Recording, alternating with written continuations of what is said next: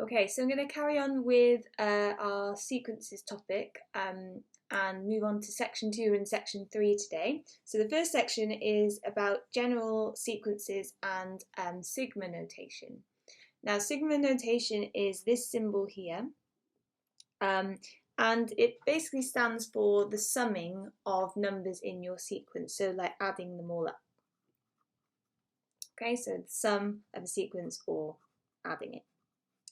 And you'll see when you have this symbol that you'll have a value here which tells you what the function is to do with r or whatever letter. We're going to use r today though.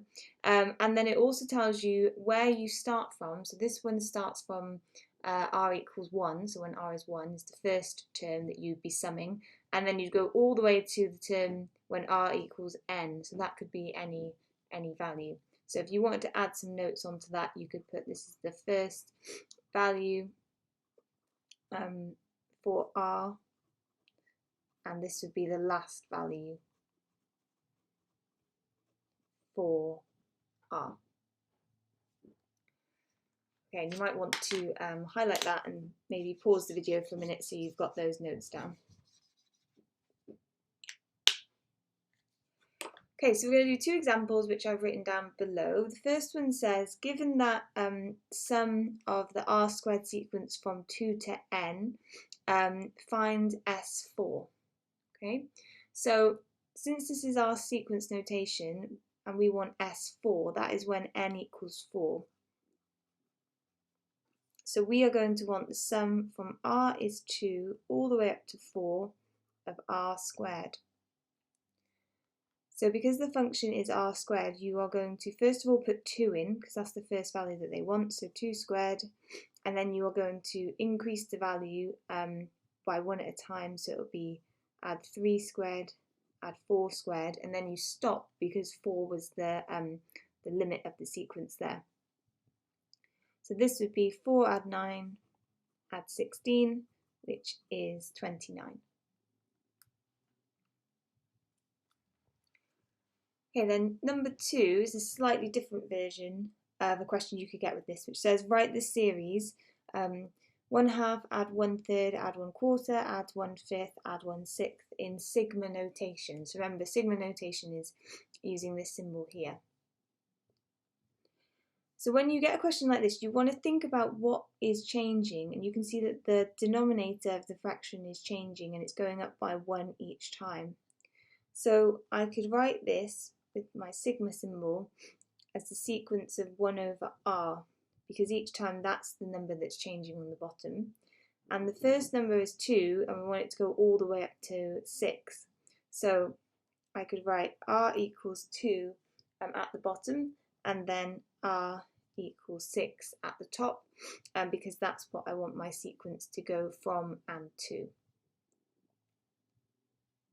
And that you could check that would work out by just thinking about what that actually would be. Well, 1 over 2, I remember you'd be summing it because it's summation, so 1 over 5 plus 1 over 6, so that would work. So those two examples correspond to exercise 4b, which I will send you a copy of with the answers. And there's a mix of questions as always, so just do the ones that suit you. So remember the black ones are the drill ones and the red ones are the hardest ones. Okay, so once you've got the hang of using the summation symbol, you can move on to section 3, arithmetic sequences.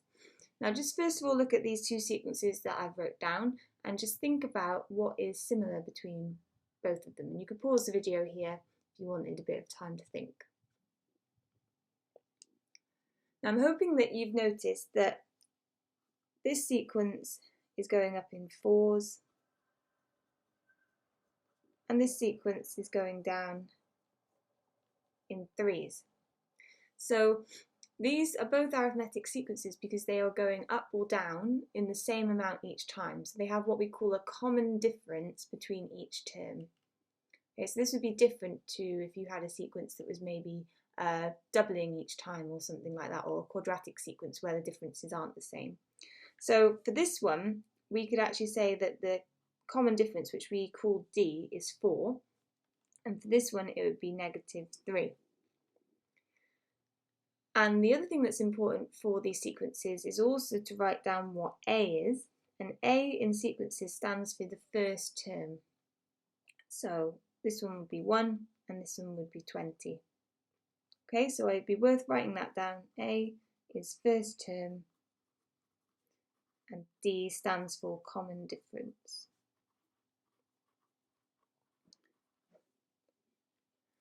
So what we're going to try and do in this section is look at finding and problem solving around certain terms in a sequence.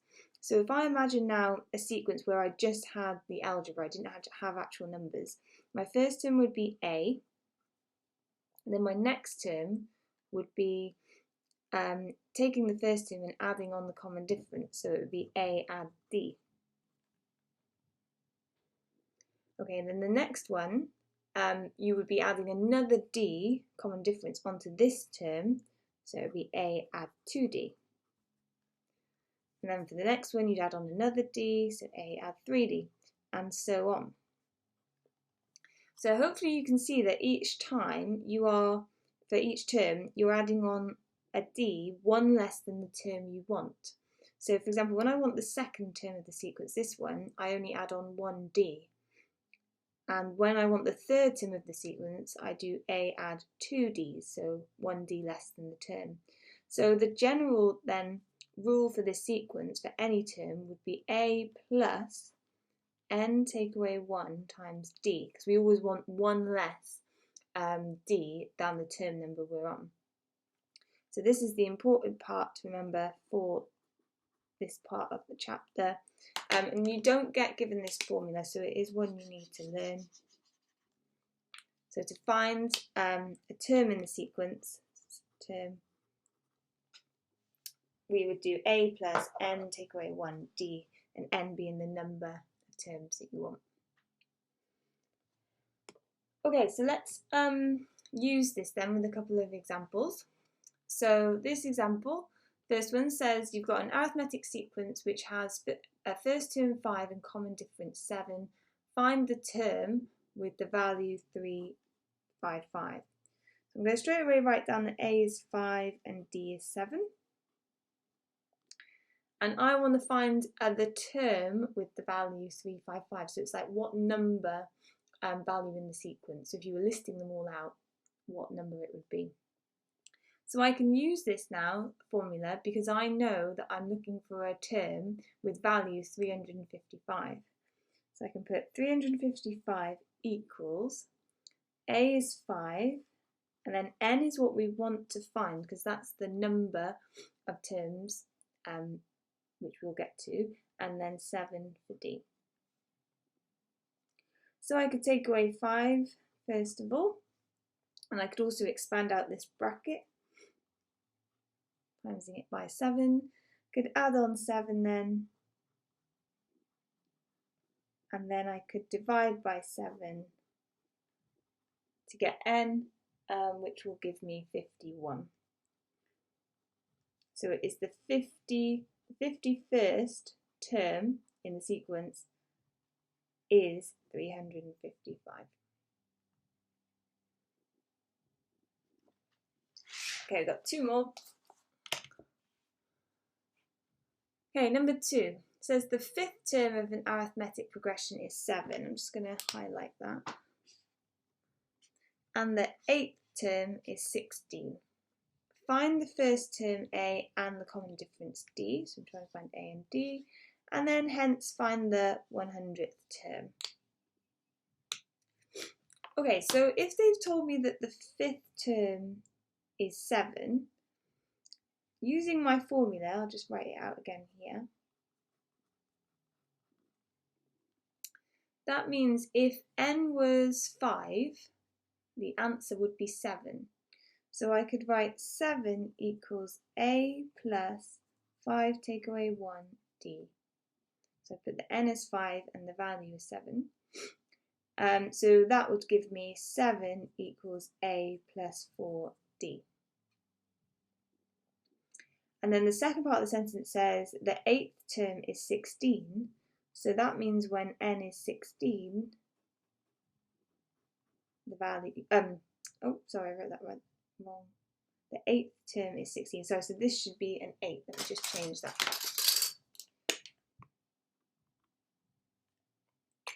Okay, I'm just going to let that dry, but I'll carry on. So this will mean it'll be 16 equals A plus, and if it's 8 take away 1, that'll be 7D. Okay, now hopefully you're noticing that we've got something here, which you've probably seen a lot, which are simultaneous equations. So I'm going to make A the subject of both.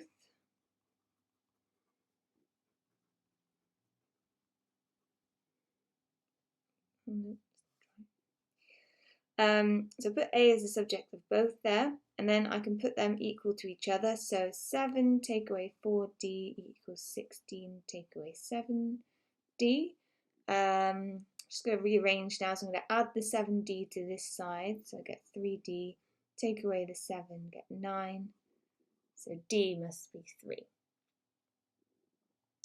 And then you can go back to one of your equations to find A, so I'm going to go back to this one.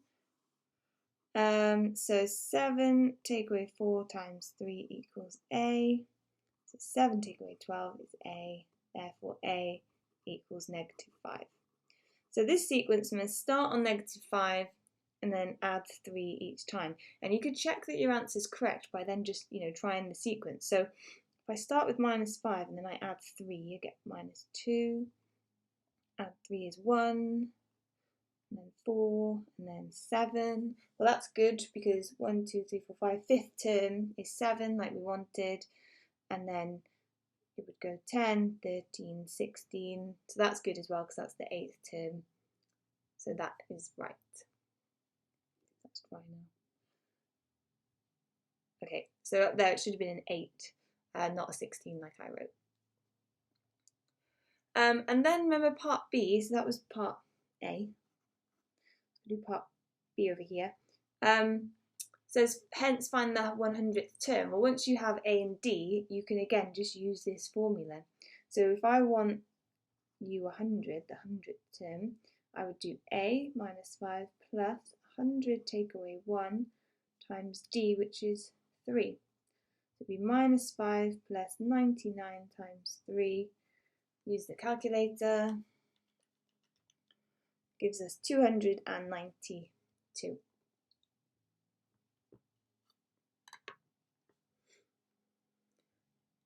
Okay, and then one more to try. So here's number 3. It says the first 3 terms of an arithmetic sequence are 12, x squared and 5x. Find the possible values, so notice it says values, so there's more than one, of x. Okay, so on this one, we know that A is 12. And then we need to try and figure out what the common difference is, but it's quite hard because we obviously don't know what x is, but we could come up with some expressions instead. Because we know that 12 add d would give us the next term. So 12 add d would give me x squared, because you'd have to add the common difference to get to the next one. And the same with if you were on x squared to get to the next sequence 5x, well, x squared add d would also equal 5x. Okay, because remember you need to add on the common difference to get to the next term. So x squared add d would give you 5x. So what you could do now is you could make d the subject for both.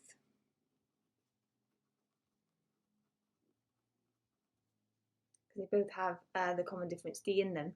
And then put these expressions equal to each other. So because they both equal d, x squared minus 12 must equal 5x take away x squared. Now hopefully you're starting to spot that there's a quadratic kind of building here. So I'm going to add the x squared and I'm going to take away the 5x. And I've got a quadratic. So then if I factorise this to solve it,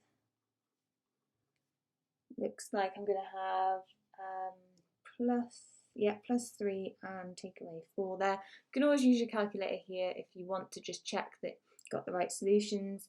So x could be -3/2 or x could equal 4. And again, you could actually test this to make sure it's right. So if x is 4, the sequence would be 12, and then 4 squared is 16, 5 times 4 is 20. Well, that is an arithmetic sequence because it goes up in 4 each time, so that works. Now, if x is -3/2, it'd go 12, and then if we square all of this, we'd get 9/4, and then if we times it by 5, I'd get -15/2. Now, a little bit harder to see with this one. Maybe if I write it in decimals, it might help. So think about 9 divided by 4 is the same as 2.25. So that is a difference of -9.75.